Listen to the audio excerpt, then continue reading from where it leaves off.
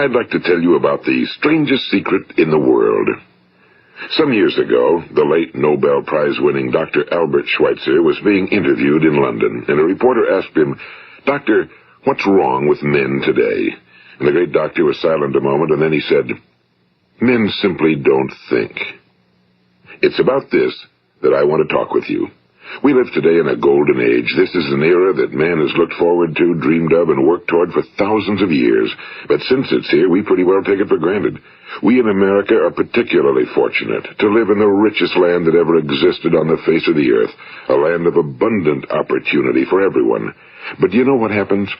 Well, let's take 100 men who start even at the age of 25. Do you have any idea what will happen to those men by the time they're 65? These 100 men who all start even at the age of 25 believe they're going to be successful. If you asked any one of these men if he wanted to be a success, he'd tell you he did. And you'd notice that he was eager toward life, that there was a certain sparkle to his eye, an erectness to his carriage, and life seemed like a pretty interesting adventure to him. But by the time they're 65, 1 will be rich. 4 will be financially independent. 5 will still be working. 54 will be broke. Now think a moment. Out of the 100, only 5 make the grade. Now why do so many fail? What has happened to the sparkle that was there when they were 25? What's become of the dreams, the hopes, the plans? And why is there such a large disparity between what these men intended to do and what they actually accomplished? When we say about 5% achieve success, we have to define success. And here's the best definition I've ever been able to find. Success is the progressive realization of a worthy ideal. If a man is working toward a predetermined goal and knows where he's going, that man is a success. If he's not doing that, he's a failure. Success is the progressive realization of a worthy ideal. Rollo May, the distinguished psychiatrist, wrote a wonderful book called Man's Search for Himself. And in this book he says, the opposite of courage in our society is not cowardice. It is conformity. And there you have the trouble today. It's conformity, people acting like everyone else without knowing why, without knowing where they're going. Now think of it. In America right now, there are over 18 million people 65 years of age and older. And most of them are broke. They're dependent on someone else for life's necessities. Now, we learn to read by the time we're 7. We learn to make a living by the time we're 25. Usually by that time, we're not only making a living, we're supporting a family. And yet, by the time we're 65, we haven't learned how to become financially independent in the richest land that has ever been known. Why? We conform. And the trouble is that we're acting like the wrong percentage group, the 95 who don't succeed. Now, why do these people conform? Well, they really don't know. These people believe that their lives are shaped by circumstances, by things that happen to them, by exterior forces. They're outer-directed people. A survey was made one time that covered a lot of men, working men, and these men were asked, "Why do you work? Why do you get up in the morning?" 19 out of 20 had no idea. If you ask them, they'll say, well, everyone goes to work in the morning, and that's the reason they do it, because everyone else is doing it. Now let's get back to our definition of success. Who succeeds? The only person who succeeds is the person who is progressively realizing a worthy ideal. He's the person who says, I'm going to become this, and then begins to work toward that goal. I'll tell you who the successful people are. A success is the school teacher who's teaching school because that's what he or she wants to do. The success is the woman who's a wife and mother because she wanted to become a wife and mother and is doing a good job of it. The success is the man who runs the corner gas station because that was his dream. That's what he wanted to do. The success is the successful salesman who wants to become a top-notch salesman and grow and build with his organization. A success is anyone who is doing deliberately a predetermined job because that's what he decided to do deliberately. But only 1 out of 20 does that. That's why today there isn't really any competition unless we make it for ourselves. Instead of competing, all we have to do is create. You know, for 20 years, I looked for the key which would determine what would happen to a human being. Was there a key I wanted to know which would make the future a promise that we could foretell to a large extent? Was there a key that would guarantee a person's becoming successful if he only knew about it and knew how to use it? Well, there is such a key, and I've found it. Have you ever wondered why so many men work so hard and honestly without ever achieving anything in particular, and others don't seem to work hard and yet seem to get everything? They seem to have the magic touch. You've heard them say that about someone. Everything he touches turns to gold. And have you ever noticed that a man who becomes successful tends to continue to become successful? And on the other hand, have you noticed how a man who's a failure tends to continue to fail? Well, it's because of goals. Some of us have goals, some don't. People with goals succeed because they know where they're going. It's that simple. Think of a ship leaving a harbor, and think of it with the complete voyage mapped out and planned. The captain and crew know exactly where it's going and how long it'll take. It has a definite goal. Now, 9,999 times out of 10,000, it will get to where it started out to get. Now let's take another ship, just like the first, only let's not put a crew on it or a captain at the helm. Let's give it no aiming point, no goal, no destination. We just start the engines and let it go. I think you'll agree with me that if it gets out of the harbor at all, it will either sink or wind up on some deserted beach, a derelict. It can't go anyplace because it has no destination and no guidance, and it's the same with a human being. Take the salesman, for example. There's no other person in the world today with the future of a good salesman.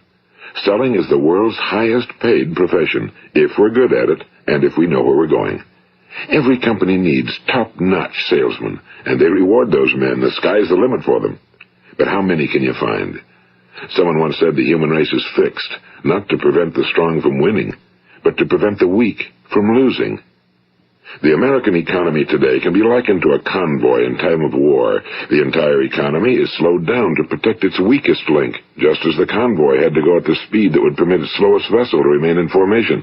That's why it's so easy to make a living today. It takes no particular brains or talent to make a living and support a family today. So we have a plateau of so-called security, if that's what a person's looking for. But we do have to decide how high above this plateau we want to aim. Now let's get back to the strangest secret in the world, the story that I wanted to tell you today. Why do men with goals succeed in life and men without them fail? Well, let me tell you something which, if you really understand it, will alter your life immediately. If you understand completely what I'm going to tell you from this moment on, your life will never be the same again. You will suddenly find that good luck just seems to be attracted to you. The things you want just seem to fall in line, and from now on you won't have the problems, the worries, the gnawing lump of anxiety that perhaps you've experienced before. Doubt, fear, well, they'll be things of the past. Here's the key to success and the key to failure. We become what we think about. Now let me say that again. We become what we think about.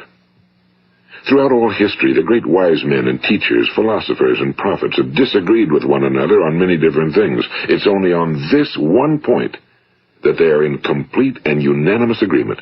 Listen to what Marcus Aurelius, the great Roman emperor, said. A man's life is what his thoughts make of it. Disraeli said this, everything comes if a man will only wait. I've brought myself by long meditation to the conviction that a human being with a settled purpose must accomplish it, and that nothing can resist a will that will stake even existence for its fulfillment. Ralph Waldo Emerson said this, a man is what he thinks about all day long. William James said, the greatest discovery of my generation is that human beings can alter their lives by altering their attitudes of mind. And he also said, we need only in cold blood act as if the thing in question were real, and it will become infallibly real by growing into such a connection with our life that it will become real.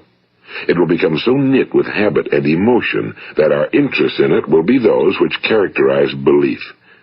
And he also said, if you only care enough for a result, you will almost certainly attain it. If you wish to be rich, you will be rich. If you wish to be learned, you will be learned. If you wish to be good, you will be good. Only you must then really wish these things and wish them exclusively, and not wish at the same time 100 other incompatible things just as strongly. In the Bible you read in Mark 9:23, if thou canst believe, all things are possible to him that believeth. My old friend Dr. Norman Vincent Peale put it this way, this is one of the greatest laws in the universe.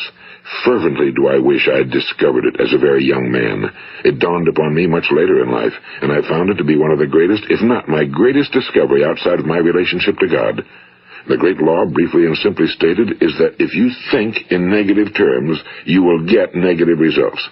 If you think in positive terms, you will achieve positive results. That is the simple fact, he went on to say, which is at the basis of an astonishing law of prosperity and success. In 3 words, believe and succeed. William Shakespeare put it this way: our doubts are traitors and make us lose the good we oft might win by fearing to attempt. George Bernard Shaw said, people are always blaming their circumstances for what they are. I don't believe in circumstances. The people who get on in this world are the people who get up and look for the circumstances they want, and if they can't find them, make them. Well, it's pretty apparent, isn't it? And every person who discovered this for a while believed that he was the first one to work it out. We become what we think about.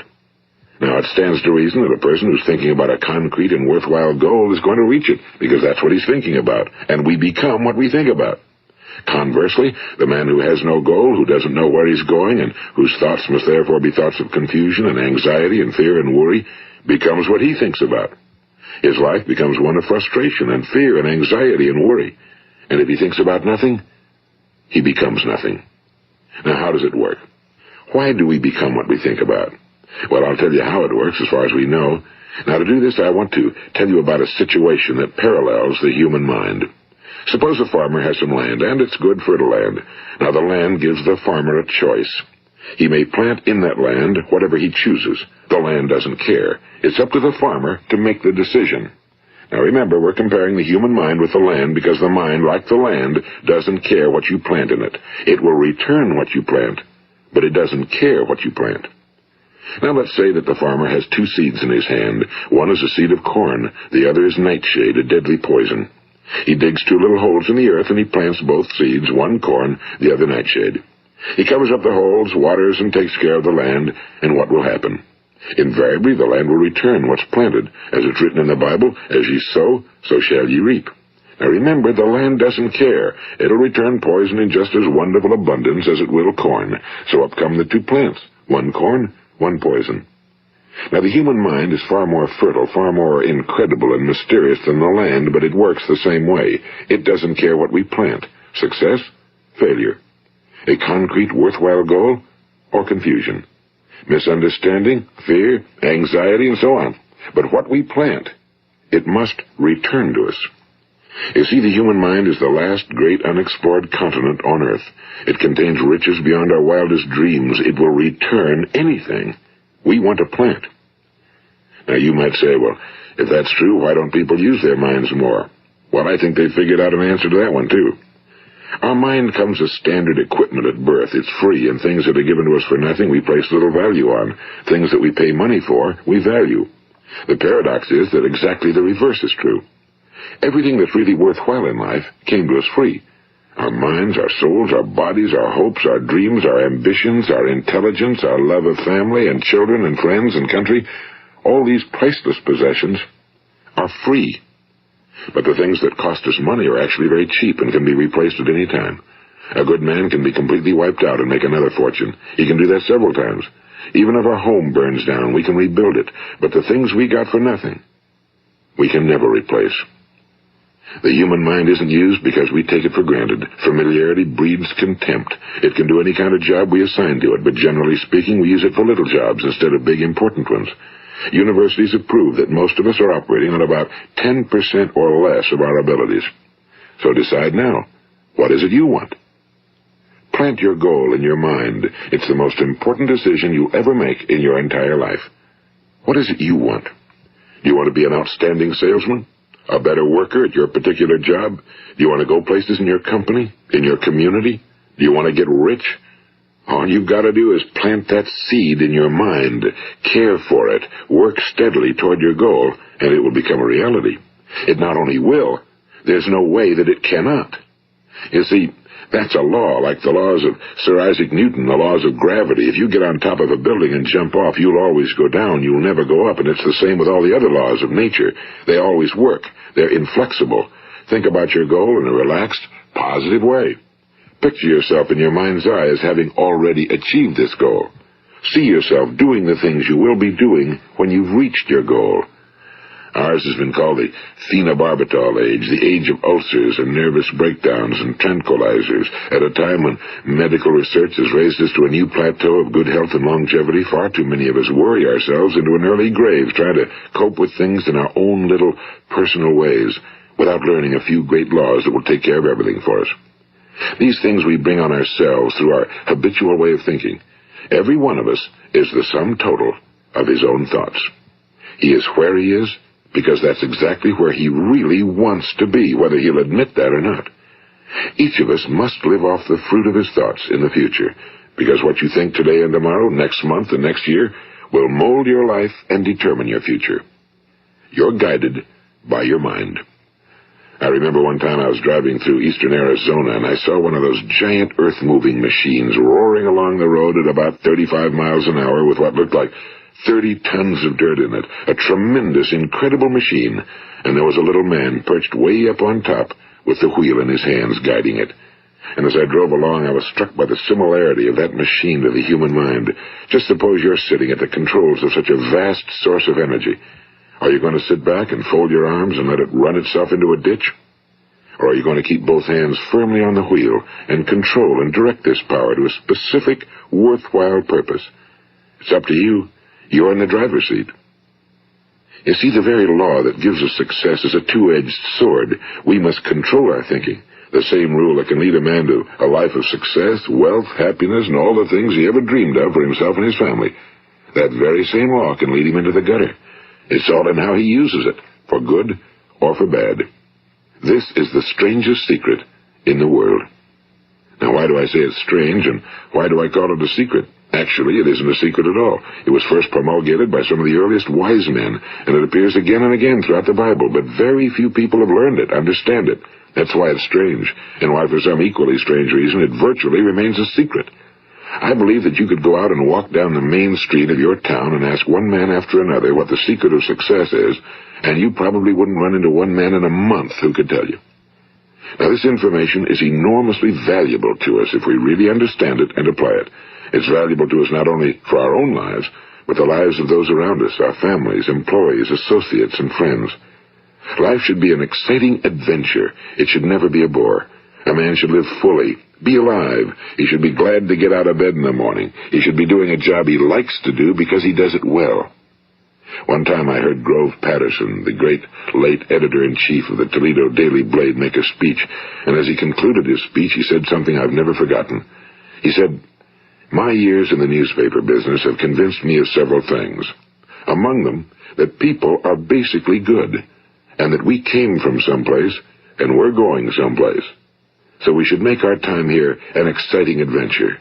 The architect of the universe didn't build a stairway leading nowhere." And the greatest teacher of all, the carpenter from the plains of Galilee, gave us the secret time and time again. As ye believe, so shall it be done unto you. I've explained the strangest secret in the world and how it works.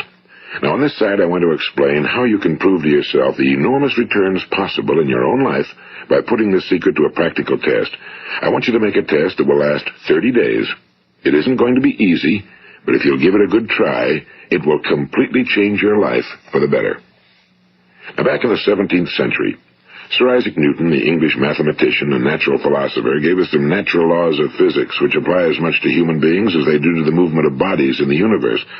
And one of these laws is that for every action, there is an equal and opposite reaction. Simply stated, as it applies to you and me, it means we can achieve nothing without paying the price. The results of your 30-day experiment will be in direct proportion to the effort you put forth. To be a doctor, you must pay the price of long years of difficult study. To be successful in selling, and remember that each of us succeeds to the extent of his ability to sell. Selling our families on our ideas, selling education in schools, selling our children on the advantages of living the good and honest life, selling our associates and employees on the importance of being exceptional people. To, of course, the profession of selling itself. But to be successful in selling our way to the good life, we must be willing to pay the price. Now, what is that price? Well, it's many things. First, it's understanding emotionally, as well as intellectually, that we literally become what we think about, that we must control our thoughts if we're to control our lives. It's understanding fully that as ye sow, so shall ye reap. Second, it's cutting away all fetters from the mind and permitting it to soar as it was divinely designed to do. It's the realization that your limitations are self-imposed and that the opportunities for you today are enormous beyond belief. It's rising above narrow-minded pettiness and prejudice. And third, it's using all your courage to force yourself to think positively on your own problem, to set a definite and clearly defined goal for yourself, to let your marvelous mind think about your goal from all possible angles, to let your imagination speculate freely upon many different possible solutions, to refuse to believe that there are any circumstances sufficiently strong to defeat you in the accomplishment of your purpose, to act promptly and decisively when your course is clear, and to keep constantly aware of the fact that you are, at this moment, standing in the middle of your own acres of diamonds, as Russell Conwell used to point out. And fourth, save at least 10% of every dollar you earn. It's also remembering that no matter what your present job, it has enormous possibilities, if you're willing to pay the price. Now let's just go over the important points in the price each of us must pay to achieve the wonderful life that can be ours. It is, of course, worth any price. 1. You will become what you think about. 2. Remember the word imagination and let your mind begin to soar. 3. Courage. Concentrate on your goal every day. 4. Save 10% of what you earn. And 5. Action.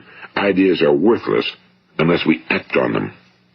Now, I'll try to outline the 30-day test I want you to make. Keep in mind that you have nothing to lose by making this test and everything you could possibly want to gain. There are 2 things that may be said of everyone. Each of us wants something, and each of us is afraid of something. I want you to write on a card what it is you want more than anything else. It may be more money. Perhaps you'd like to double your income or make a specific amount of money. It may be a beautiful home. It may be success at your job. It may be a particular position in life. It could be a more harmonious family. Each of us wants something. Now write down on your card specifically what it is you want. Make sure it's a single goal and clearly defined. You needn't show it to anyone, but carry it with you so that you can look at it several times a day. Think about it in a cheerful, relaxed, positive way each morning when you get up, and immediately you have something to work for, something to get out of bed for, something to live for. Look at it every chance you get during the day and just before going to bed at night. And as you look at it, remember that you must become what you think about, and since you're thinking about your goal, you realize that soon it will be yours. In fact, it's yours really the moment you write it down and begin to think about it. Look at the abundance all around you as you go about your daily business. You have as much right to this abundance as any other living creature. It's yours for the asking. Now we come to the difficult part. Difficult because it means the formation of what is probably a brand new habit, and new habits are not easily formed. Once formed, however, it will follow you for the rest of your life. Stop thinking about what it is you fear. Each time a fearful or negative thought comes into your consciousness, replace it with a mental picture of your positive and worthwhile goal. And there will come times when you'll feel like giving up. It's easier for a human being to think negatively than positively. That's why only 5% are successful. You must begin now to place yourself in that group. For 30 days, you must take control of your mind. It will think about only what you permit it to think about. Each day for this 30-day test, do more than you have to do. In addition to maintaining a cheerful, positive outlook, give of yourself more than you've ever done before. Do this knowing that your returns in life must be in direct proportion to what you give. The moment you decide on a goal to work toward, you're immediately a successful person. You are then in that rare and successful category of people who know where they're going. Out of every 100 people, you belong to the top 5. Don't concern yourself too much with how you're going to achieve your goal. Leave that completely to a power greater than yourself. All you have to do is know where you're going. The answers will come to you of their own accord and at the right time. Remember these words from the Sermon on the Mount, and remember them well. Keep them constantly before you this month of your test. Ask, and it shall be given you. Seek, and ye shall find. Knock, and it shall be opened unto you. For every one that asketh receiveth, and he that seeketh findeth, and to him that knocketh it shall be opened. It's as marvelous and as simple as that. In fact, it's so simple that in our seemingly complicated world, it's difficult for an adult to understand that all he needs is a purpose and faith. For 30 days, Do your very best. If you're a salesman, go at it as you've never done before, not in a hectic fashion, but with the calm, cheerful assurance that time well spent will give you the abundance in return you deserve and want. If you're a homemaker, devote your 30-day test to completely giving of yourself without thinking about receiving anything in return, and you'll be amazed at the difference it makes in your life. No matter what your job, do it as you've never done it before for 30 days. And if you've kept your goal before you every day, you'll wonder and marvel at this new life you've found. Dorothea Brand, the outstanding editor and writer, discovered it for herself and tells about it in her fine book, Wake Up and Live. Her entire philosophy is reduced to the words, act as though it were impossible to fail. She made her own test with sincerity and faith, and her entire life was changed to one of overwhelming success. Now, you make your test for 30 full days. Don't start your test until you've made up your mind to stick with it. You see, by being persistent, you're demonstrating faith. Persistence is simply another word for faith. If you didn't have faith, you'd never persist. If you should fail during your first 30 days, by that I mean suddenly find yourself overwhelmed by negative thoughts, you've got to start over again from that point and go 30 more days. Gradually, your new habit will form until you find yourself one of that wonderful minority to whom virtually nothing is impossible. And don't forget the card. It's vitally important as you begin this new way of living.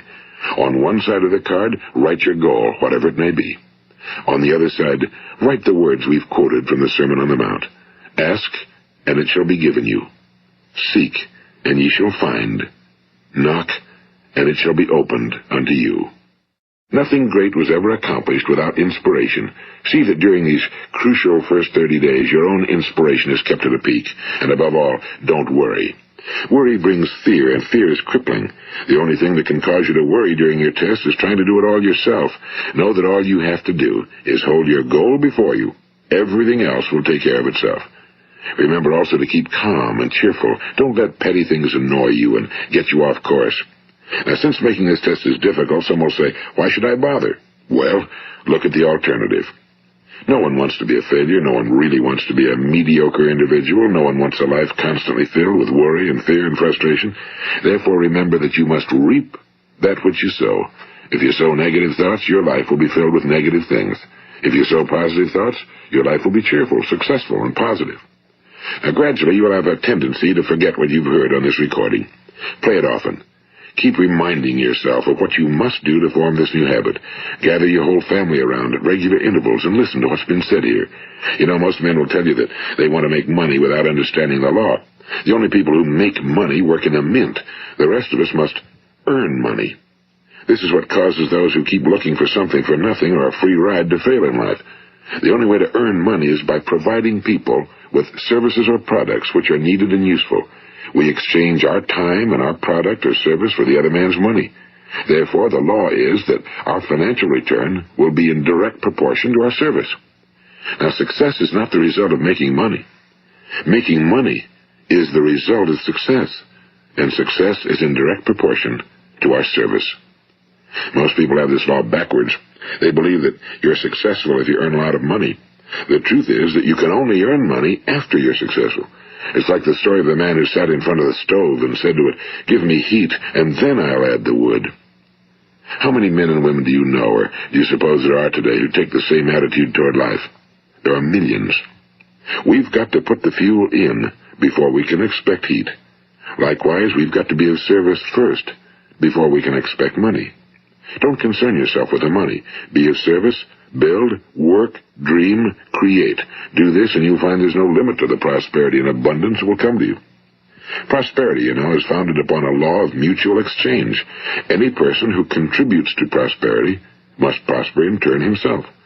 Sometimes the return will not come from those you serve, but it must come to you from someplace, because that's the law. For every action, there is an equal and opposite reaction.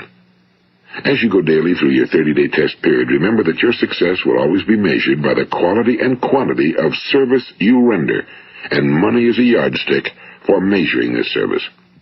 No man can get rich himself unless he enriches others. Now, there are no exceptions to a law. You can drive down any street in America and from your car estimate the service that's being rendered by the people living on that street. Had you ever thought of this yardstick before? It's interesting. Some, like ministers and priests and other devoted people, measure their returns in the realm of the spiritual, but again, their returns are equal to their service. Once this law is fully understood, any thinking person can tell his own fortune. If he wants more, he must be of more service to those from whom he receives his return. If he wants less, he has only to reduce his service. This is the price you must pay for what you want. If you believe you can enrich yourself by deluding others, you can end only by deluding yourself. It may take some time, but just as surely as you breathe, you'll get back what you put out. Don't ever make the mistake of thinking you can avert this. It's impossible. The prisons and the streets where the lonely walk are filled with people who tried to make new laws just for themselves. We may avoid the laws of man for a while, but there are greater laws that cannot be broken. An outstanding medical doctor recently pointed out 6 steps that will help you realize success. 1. Set yourself a definite goal. 2. Quit running yourself down. 3. Stop thinking of all the reasons why you cannot be successful and instead think of all the reasons why you can. 4. Trace your attitudes back through your childhood and try to discover where you first got the idea you couldn't be successful, if that's the way you've been thinking. 5. Change the image you have of yourself by writing out a description of the person you would like to be. And 6. Act the part of the successful person you have decided to become. The doctor who wrote those words is a noted West Coast psychiatrist, Dr. David Harold Fink. Do what the experts since the dawn of recorded history have told you you must do. Pay the price by becoming the person you want to become. It's not nearly as difficult as living unsuccessfully. Make your 30-day test, then repeat it again, and each time it will become more a part of you until you'll wonder how you could ever have lived any other way. Live this new way, and the floodgates of abundance will open and pour over you more riches than you may have dreamed existed. Money? Yes, lots of it.